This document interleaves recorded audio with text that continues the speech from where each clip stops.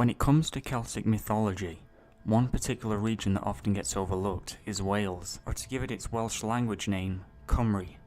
Like a lot of societies during this time, the tales and stories associated with the Welsh belief system have been recorded orally, and as such the tales have been altered and changed as they pass from generation to generation.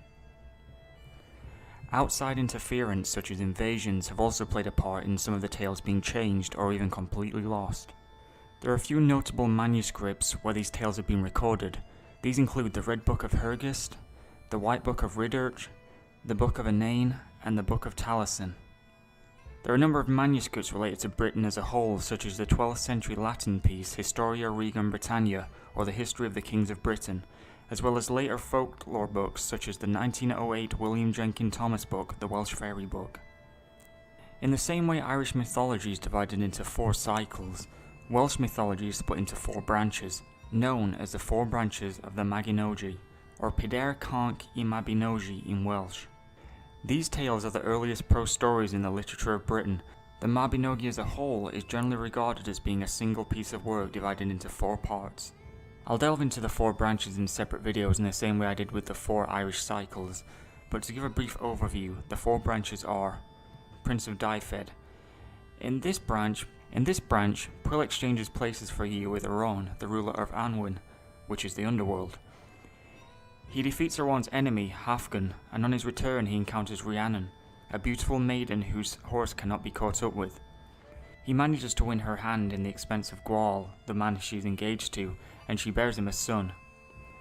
The child disappears soon after his birth, and Rhiannon is accused of killing him, and is forced to carry guests on her back as punishment.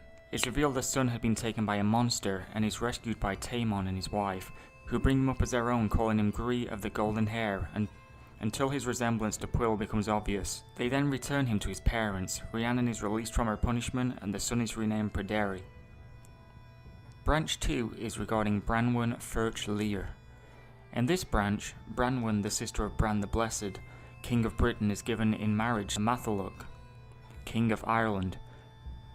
Bronwyn's half-brother insults Matholwch by mutilating his horse, but Bran gives him new horses and treasure, including a magical cauldron which can bring the dead back to life as compensation. Matholwch and Bronwyn have a son, Gwern, but Matholwch proceeds to mistreat Bronwyn, beating her and making her a drudge. Bronwyn trains a starling to take a message to Bran, who goes to war against Matholwch. His army crosses the Irish Sea in ships, but Bran is so huge he wades across. The Irish offer to make peace and build a house big enough to entertain Bran, but inside there hung 100 bags, telling Bronwyn's half-brother they contained flour, when in fact they concealed armed warriors. The warriors ultimately end up squished inside the bags. Later, at a great feast, Gwern is thrown onto a fire and a fight breaks out. When it's noticed that the Irish are using the cauldron to resurrect their dead, the cauldron is destroyed. Only 7 men, all from Britain, survive the battle, including Pryderi and Bran, who is mortally wounded by a poisoned spear. Bran asks his companions to cut off his head and take it back to Britain. Bronwyn dies of grief on returning home. 5 pregnant women survive to repopulate Ireland. Branch 3, Manawydan fab Lear. Pryderi and Manawydan return to Dyfed, where Pryderi marries Sigfa and Manawydan marries Rhiannon. However, a mist descends on the land, leaving it empty and desolate. The 4 support themselves by hunting at first, then move to England where they make a living making saddles and shoes of such quality that the local craftsmen cannot compete, and drive them from town to town. They return to Dyfed and become hunters again. While hunting, a wild boar leads them to a mysterious castle. Pryderi, against Manawydan's advice, goes inside but does not return. Rhiannon goes to investigate and finds him clinging to a bowl, unable to speak. The same fate befalls her and the castle disappears. Manawydan and Sigfa return to England as shoemakers, but once again the locals drive them out and they return to Dyfed. They sow 3 fields of wheat, but the first field is destroyed before it can be harvested.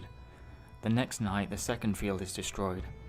Manawydan keeps watch over the third field, and when he sees it destroyed by mice he catches their leader and decides to hang it. A scholar, a priest, and a bishop in turn offer him gifts if he will spare the mouse, but he refuses. When asked what he wants in return for the mouse's life, he demands the release of Pryderi and Rhiannon, and the lifting of the enchantment over Dyfed. The bishop agrees because the mouse is in fact his wife.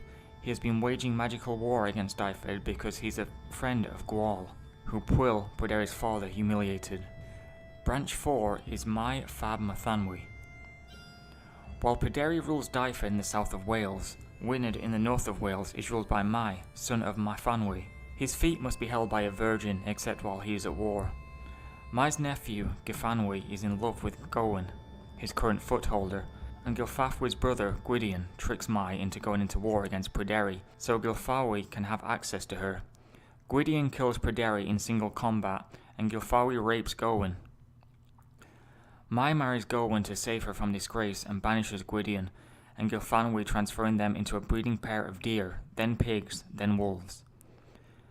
After 3 years they are restored to human form and return. Mai needs a new footholder and Gwydion suggests her sister Ariantod, but when Mai magically tests her virginity she gives birth to 2 sons. One of the sons, Dylan, immediately takes to the sea. The other is raised by Gideon, but is cursed by Ariantod, so that he will never have a name or arms unless she gives them to him. But Gwydion tricks her into naming him Lulor Gaifes, meaning bright of deft hand, and gives him arms.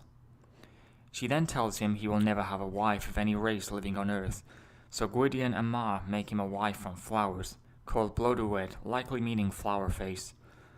Blodeuwedd ends up falling in love with a hunter instead, and they plot to kill Lugh. She tricks Lugh into revealing the means by which he can be killed, but when the hunter attempts to do the deed, Lugh escapes, transformed into an eagle.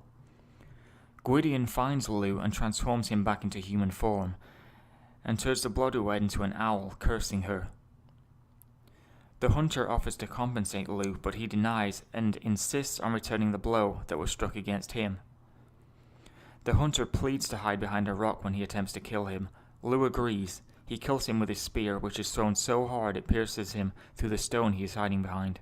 So I hope you enjoyed this basic overview of Welsh mythology. In future videos we'll be going into more detail on each branch, as well as the tales and figures found throughout these various branches. Thanks for watching, and Gara Mahagad.